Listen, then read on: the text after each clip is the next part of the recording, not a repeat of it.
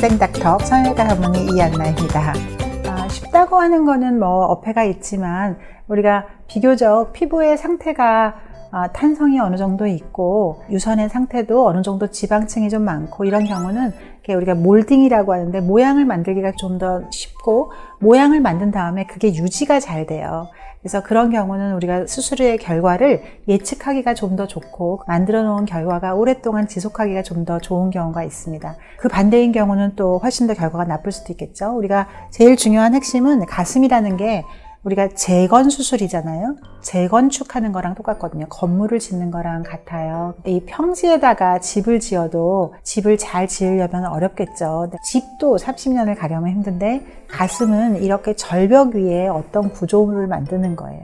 절벽 위에 쓴 구조물이 또 앞으로 내가 만약 30살이라 그러면 앞으로 70년을 가야 되는 것이고 50살이면 50년을 가야 되는 거예요. 그래서 이렇게 절벽 위에 쓴 건물이 잘 유지하도록 하는 것은 굉장히 더 어려운 어떤 구조 계산이 필요하겠죠. 건물이라고 하는 거는 모양만 예쁘게 스케치해서 멋진 건물이 나오는 게 아니라 구조 설계를 잘 해야 되는데 이때 이것이 잘 서 있을 수 있는 안에 내용물은 가볍고 밖에는 튼튼한 그런 조직인 경우는 좀 더 유지가 잘 되고 또 안에 내용물은 굉장히 무거우면서 밖에는 힘이 없는 그런 경우는 좀 더 우리가 다른 공법으로 이 구조를 만들어야지만 세월을 지탱할 수가 있습니다. 그래서 특히나 가슴은 기둥이 없어요.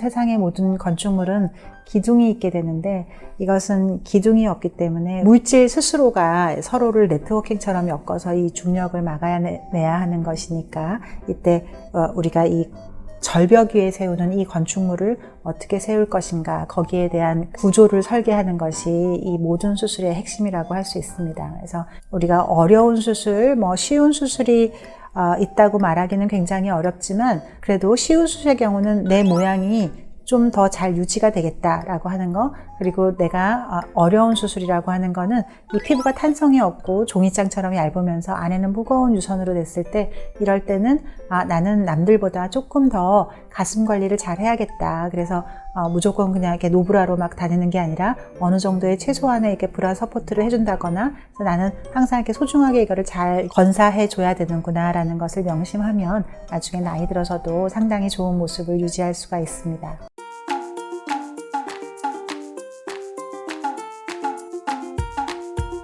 우리가 보통 가슴 거상 수술을 흉터 없이 한다고 하는 거는 환상적인 말일 수도 있고요. 아주 조금 처져 있는 사람에서 지방 흡입만 가지고 한다 그러면 그냥 바늘 자국만 내고 할 수 있으니까 좋을 것이고, 또 아무리 내가 이만한 가슴의 사람을 수술했다고 하더라도 수술의 흉터 자체가 잘 보이지 않게 흉터를 잘 찾기 힘든 그런 상태가 될 수 있으세요. 그래서 우리 성형외과가 목표로 하는 것은 흉터가 없는 수술이 아니라 흉터 상태가 좋은, 흉터가 잘 눈에 띄지 않는 그런 수술을 목표로 한다고 생각하시면 가장 정확합니다. 그래서 흉터의 상태가 좋으면 흉터를 찾기가 굉장히 어려운 것이고, 흉터가 아무리 짧다고 하더라도 흉터 상태가 매우 나쁘게 되면 누가 봐도 아무리 멀리서 봐도 흉터가 보이는 것이라서 흉터라고 하는 것은 절대 길이보다 흉터의 상태가 굉장히 중요하다는 것. 그래서 흉터가 없는 가슴 수술은 없지만 그 흉터가 잘 안 보이게 하는 것이 아주 좋은 가슴 거상 수술의 목표입니다.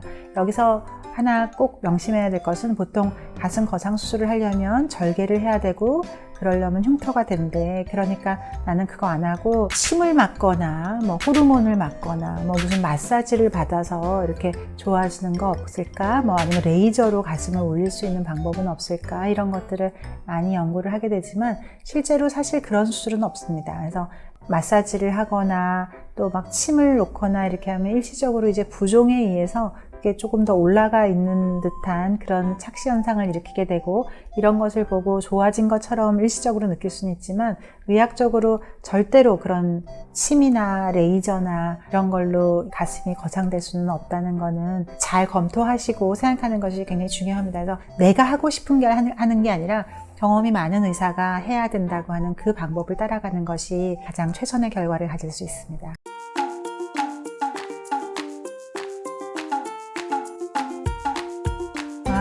세상의 모든 것이 꼭 다 같은 금액일 수는 없고 되게 정상적인 수술이라면 어느 범위 안에 대개는 들어가 있으세요. 그래서 보통 수술의 비용은 일반적으로 전공하는 병원이라면 비슷비슷할 것이라 생각하시면 되시는데, 만약 어떤 병원이 너무 싸거나 아니면 너무 지나치게 비쌀 때는 조금 왜 그럴까라고 한번 생각해 보시는 것도 좋으세요. 우리가 수술비라고 하는 거는 그렇게 산정되는 이유가 있거든요. 수술의 어떤 절대 길이에 따른 마취에 대한 비용이 있게 되고, 들어가는 인원수에 대한 어떤 비용도 있을 것이고, 절대 장비를 쓰는 거에 대한 비용, 그 의사의 기술에 대한 비용, 의료용 어떤 재료에 대한 비용, 여러 가지들이 있게 되는데, 그렇기 때문에 정말로 그 수술을 오래 많이 하는 병원인 경우에는 그 비용이 어느 정도 다 어떤 수치에 수렴할 수밖에 없어요.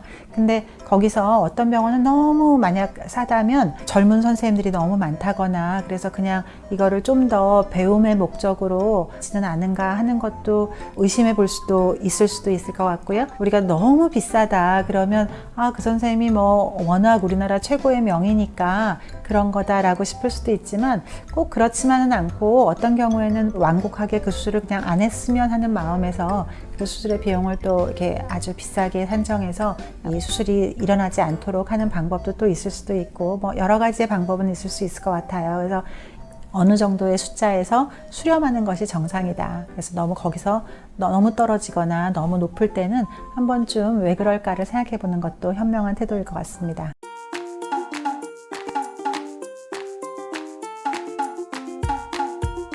굉장히 크기 때문에 사람들이 굉장히 아플 거라고 생각하고 5년, 10년, 20년을 버티면서 병원에 못 왔던 이유가 아플까봐 못 왔어요. 얼마나 아플까요? 라고 공포에 떠시는 분들 많으신데, 실제로 수술을 해보시면 놀라울 만큼 안 아파서 오히려 그거를 훨씬 더 놀라워하시는 분들이 많으세요. 수술 후 통증이라고 하는 거는 수술 중의 출혈 상태, 그리고 수술 후에 남겨진 출혈 상태, 그리고 조직 손상 정도, 거기에 따른 조직 반응의 정도에 따라서 나타나는 것이거든요. 그래서 수술 중에 출혈을 거의 내지 않고 수술이 잘 되었다든지, 또 수술 중에 출혈이 모두 다 잘 컨트롤되고 수술 부위에 지금 출혈이 남아있지 않게 되면 조직 반응이 최소화되게 돼서 통증은 실제보다는 그렇게 느끼지 않습니다. 하지만 또 너무 안 아프다고 기대를 걸면 이것도 불편한데요? 라고 할 수 있는데, 우리가 보통 환자분들의 평균적인 표현을 보면 무지근하다, 묵직하다, 우리하다, 뻐근하다, 이런 정도의 표현을 가장 많이 하세요. 하지만 개인차는 있어서 30분만 해도 집에 간다고 하시는 분들이 있는가 하면 그 다음날도 이렇게 많이 힘들어 하시는 분들이 있는데, 평소에 체력 단련이 어느 정도는 사실 영향을 미칩니다.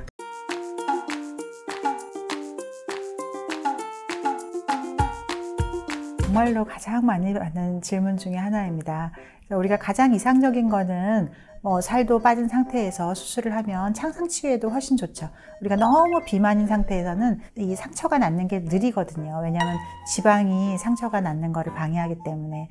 우리가 도대체 언제 수술을 잡을 건가 할 때, 살을 좀 이렇게 찌는 국면일 때는 수술을 안 하는 게 좋고요. 살을 빠지는 국면일 때는 하는 게 훨씬 좋습니다. 설사 아무리 많다라고 해도. 근데 실제로 저희가 해보면 한 80kg 정도일 때까지는 되게 수술을 하시고 살을 빼는 것이 압도적으로 쉬워요.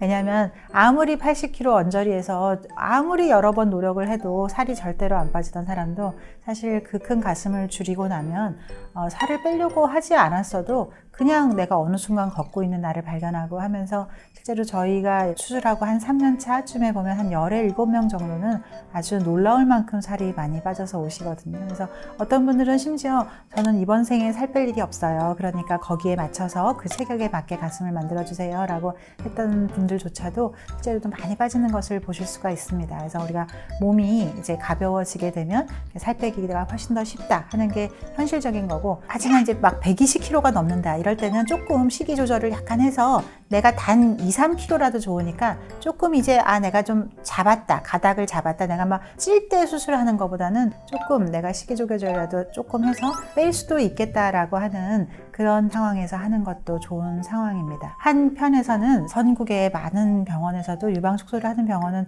매우 적은 숫자의 병원에서만 하다 보니까 어떤 분이 가슴 축소를 하러 왔어요. 그러면 그냥 살 빼고 오세요 라고 하는 말을 하게 되면 사실 그건 어찌 보면 완곡하게 그냥 수술을 해드리기 어렵습니다 라고 하는 말을 거꾸로 하는 걸 수도 있거든요. 그래서 실제로 아무리 커도 수술을 하실 수가 있으니까 너무 내가 살 빼는 것도 못했는데 수술을 할 수가 없겠구나 라고 좌절하지 마시고 먼저 진찰을 받으시고 수술이 가능한지 앞으로의 계획을 세울 수 있을지를 진찰을 먼저 받아보시고 세워보시면 훨씬 더 좋을 것 같아요.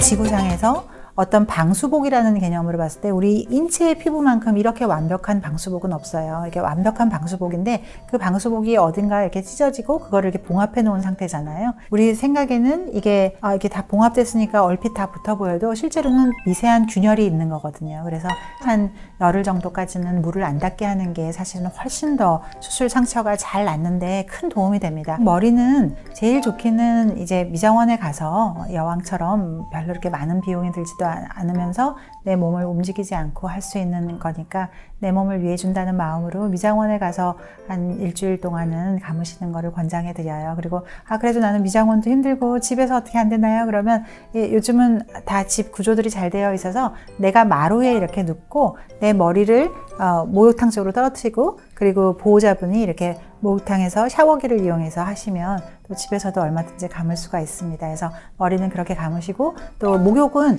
이 허리 아래쪽으로는 목욕을 하셔도 괜찮으세요. 그래서 이 위쪽으로만 물이 안 오게 한다라고 생각하시면 될 것 같습니다. 그래서 이렇게 우리 팔만 좀 이 물수건으로 닦고 하는 개념을 한 일주일에서 열흘 정도까지라고 생각하시면 좋으세요. 그렇게 하시면 충분히 물을 안 닦고 빠르게 낫게 하는데 크게 도움이 됩니다.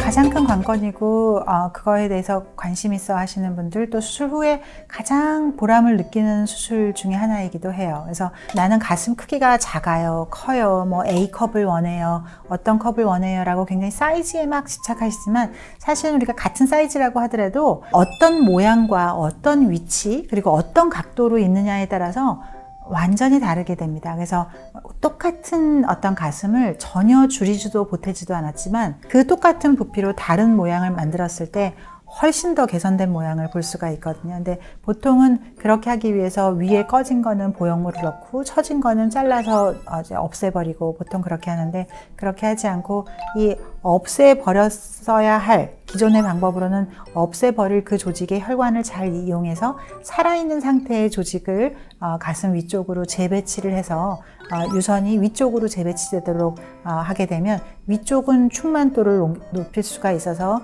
위볼록을 만들 수가 있고 이 반대로 처져 있는 부분은 위로 올라가게 되어서 분명히 크기는 변화가 없지만 모양에서는 훨씬 더 개선된 모습을 볼 수가 있습니다. 재밌게도 내가 이렇게 쭉 빠지고 이렇게 처져 있는 모습을 할 때는 사람들이 저는 가슴이 너무 크고 꺼졌어요, 형편없어졌어요 라고 하는데 신기하게도 이게 다시 올라붙어서 위쪽으로 재배치를 하고 나면 가슴이 풍만해져서 너무 좋아요. 그리고 가슴이 너무 가벼워졌어요 라고 하거든요. 굉장히 신기한 말이에요. 분명히 똑같은 가슴을 그전에는 굉장히 무거워요 가슴이라고 했는데 수술 후에는 가슴이 가벼워졌어요 라고 말하고 나는 가슴이 너무 하나도 없어서 너무 비참해요 라고 했던 것을 이제 가슴이 풍만해져서 너무 좋아요, 배우자가 더 좋아해요 라고 하는 말은 두 말을 보면 굉장히 이해가 안 되잖아요. 분명히 같은 부피인데 우리가 이 똑같은 부피라고 하더라도 이 내 몸에서 축에서 떨어져 있을 때는 굉장히 무겁게 느껴지죠.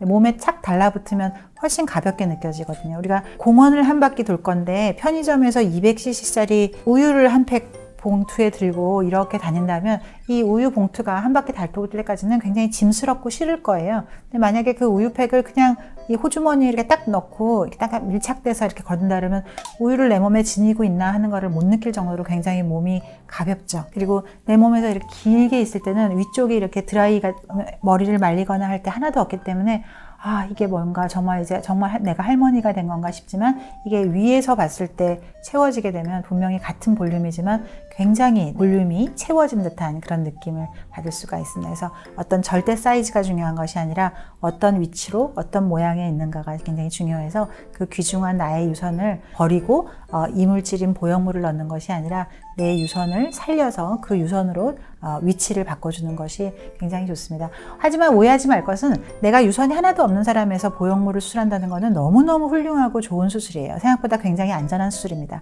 근데 유선을 수술하는 거와 보형물을 동시에 수술할 때는 이 합병증의 빈도가 확 높아지게 되거든요. 그래서 우리가 꺼지기만 한 거를 채울 때는 보형물에서 굉장히 좋은 거지만 처짐이 동시에 있는데 그때 보형물을 같이 쓸 건가는 전혀 다른 관점에서 수술 전에 수술 계획을 세워야 합니다.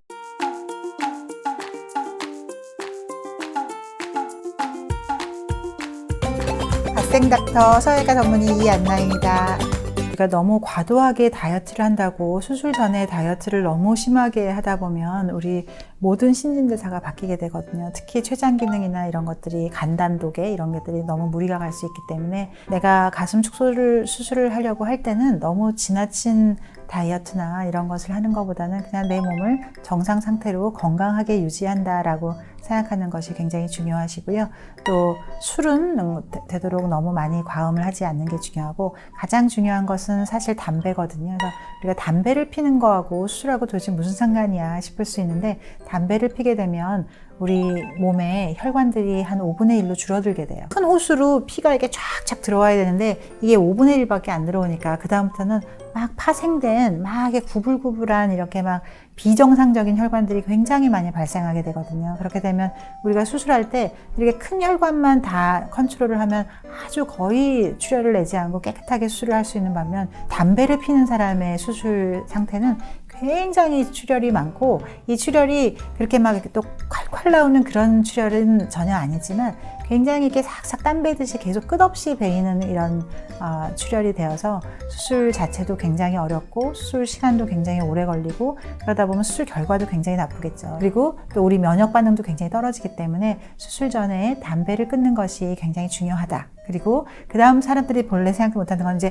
내가 수술을 할 거니까 건강보조식품 몸에 좋은 것들을 막 많이 먹어서 건강해져야지 이런 생각을 하는데 실제로 우리가 몸에 좋다고 하는 많은 건강보조식품들이 수술 중에 이렇게 출혈을 더 잘 일으키는 것들이 굉장히 많아요. 우리가 혈액순환을 좋게 한다는 그 자체가 당연히 우리 출혈을 더 많이 일으키는 거거든요. 그래서 대표적인 게 한방의 감초예요. 모든 한약에 다 감초가 들어가죠. 그러니까 수술할 거니까 몸을 보호한다고 한약을 미리 먹어놓는다든가 다이어트 한약을 먹는다거나 하면 문제는 그 안에 다 감초가 들어있다는 거죠. 그래서 그런 감초라든지 또 비타민 C, 비타민 E 평소에는 너무너무 좋은 거지만 역시 출혈을 굉장히 많이 일으키기 때문에 안 드시는 게 좋고 또 진코, 기타 등등 우리 의외로 거의 아주 대부분의 많은 우리 건강 보조식품들이 이 후출혈을 일으키는 것들이 많아서 그거는 그냥 잘 아껴두셨다가 수술 끝나고 나서 한 2주 뒤서부터 드시면 훨씬 더 좋습니다. 그래서 수술 전후 한 열흘 정도는 이렇게 특별한 그런 특이한 것들, 특이한 건강 보조식품, 담배, 술 이런 것들 하지 않는 것이 꼭 필요합니다.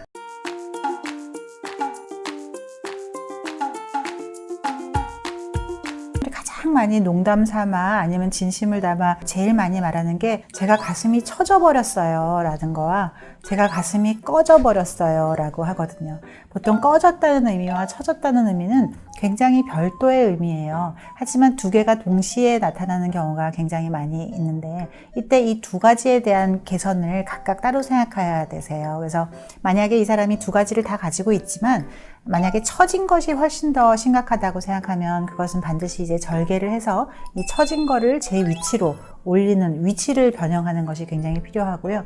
위치는 어디 있던 간에 꺼져 있다 보면 실제로 우리가 보통은 섰을 때도 내가 왜 얼굴은 완전히 30도인데 이 가슴을 보면 할머니 같이 느껴져서 너무 속상해 하시는 분들이 많은데 하물며 이제 머리를 말릴 때 이렇게 고개를 이렇게 몸을 숙이게 되면 더욱더 이거 정말 이건 뭐지? 라고 하는 너무 자괴감을 느끼는 경우가 많게 되는데요. 그러면 이제 꺼진 것에 대한 뭔가 충만을 시키는 어떤 그런 수술이 필요하게 되거든요. 근데 이때 우리가 여러 가지 방법으로 올리기만 하는 수술을 할 수도 있고 또 채우기만 하는 수술을 할 수도 있지만 올리면서 그 조직을 내 자기 유선을 재배치를 시켜서 마치 보형물처럼 자기 위치를 다른 곳으로 이제 채워주게 되면 볼륨은 채워지고 위치는 위쪽으로 위치 변동을 하게 되기 때문에 우리가 거상도 되면서 가슴이 확대되는 효과를 동시에 가질 수가 있습니다. 그러면서도 이제 내 몸에 어떤 이물질의 보형물이 남지 않기 때문에 훨씬 더 좋은 효과를 낼 수가 있겠죠.